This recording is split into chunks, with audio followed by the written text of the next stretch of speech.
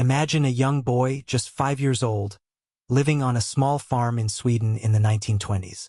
Life was simple but also very hard. Families saved everything, reused everything, and nothing went to waste. That boy's name was Ingvar Kamprad. Even at that young age, he had a sharp eye for business. He noticed that farmers could buy matches in bulk from the city for a very low price, but individually they cost much more. So, little Ingvar bought a huge box of matches, packed them into smaller boxes, and sold them around the neighborhood for a small profit. At just 5 years old, he had already discovered his first business rule: buy in bulk, sell for less, and make a little money on each sale. As he grew older, so did his business. He added more products: fish from the lake, Christmas decorations, seeds, even pencils. And soon he decided his growing business needed a name. He took I and K from his own name, Ingvar Kamprad, E from Elmtred, the family farm, and A from Agunnaryd, the nearby village. Put together, that spelled IKEA. It was 1943, and Ingvar was just 17. For a while, IKEA was a general store, selling everything from pens to wallets to picture frames. Ingvar was a good salesman, but he hadn't found his big idea yet. That came in 1948, when he decided to add furniture to his catalog. At the time, Sweden after World War II was changing. Young people were moving to cities to start new jobs and new families. They needed furniture for their new homes, but good furniture was expensive, sold in fancy stores by salesmen who earned high commissions. For young couples, buying a table or a chair was stressful. Ingvar saw this as an opportunity. What if he could sell good furniture at prices almost anyone could afford?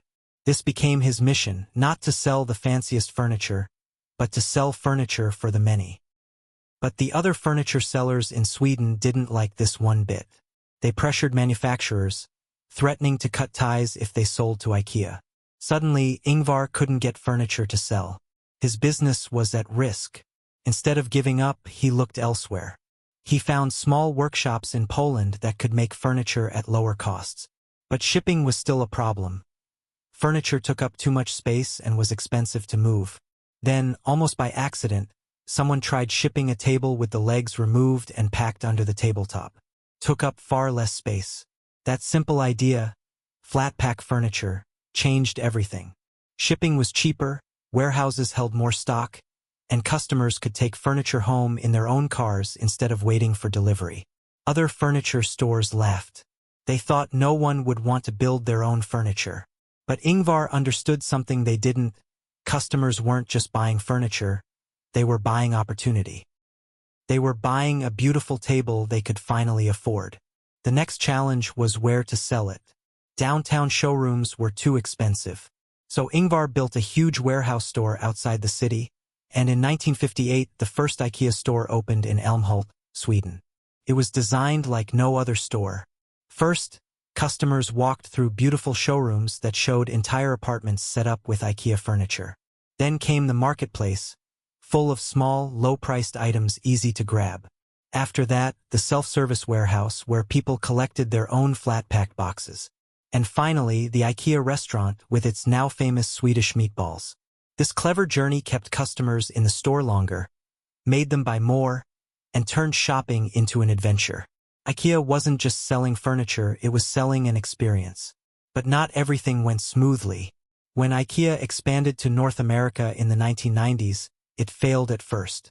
Their beds were in centimeters, while Americans used inches. Drawers were too small, cabinets too narrow, even the vases were too tiny. Sales flopped. But instead of quitting, IKEA adapted. They resized their products and redesigned for the American market. That flexibility saved their expansion. Through it all, Ingvar Kamprad remained humble. He became one of the richest men in the world, yet he drove an old Volvo, flew economy, and reused paper. He believed in thrift, simplicity, and respect for resources, values rooted in his childhood on the farm. He even wrote down these ideas in a small book called The Testament of a Furniture Dealer, which became the guide for IKEA employees worldwide. Ingvar passed away in 2018, but his legacy lives on. From a boy on a bicycle selling matches to the founder of a global empire, he proved that great ideas don't have to be complicated. He turned weaknesses into strengths, created a unique shopping experience, and showed that good design should be affordable for everyone. Today, when you walk through the blue and yellow doors of an IKEA, you are walking into that same dream. A dream that began with a little boy who simply believed that furniture should be for the many, not the few. If stories like this inspire you, and you want to learn how simple ideas can change the world, you're in the right place. At Earnova, we break down the playbooks of the world's most successful people, not just to admire them, but to give you tools to build your own legacy. So make sure you hit subscribe and tap the bell icon, so you never miss one of these powerful breakdowns. Thanks for watching, and I'll see you in the next one.